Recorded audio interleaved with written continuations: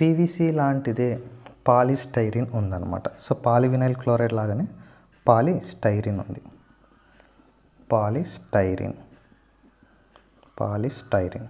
So polystyrene in the name there is the meaning. ఈ polystyrene అనేది polymer. మరి దీని మోనోమర్ ఏమవుతుందండి? Polyvinyl chloride. అంటే పాలివినైల్ క్లోరైడ్లో వినైల్ క్లోరైడ్ మోనోమర్.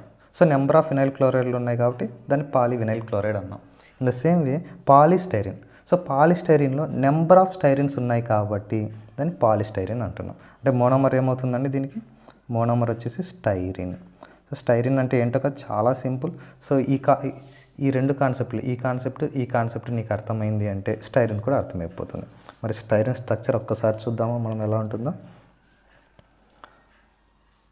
ఈ ఇథిలిన్ గ్రూప్కే, ఐ మీన్ CH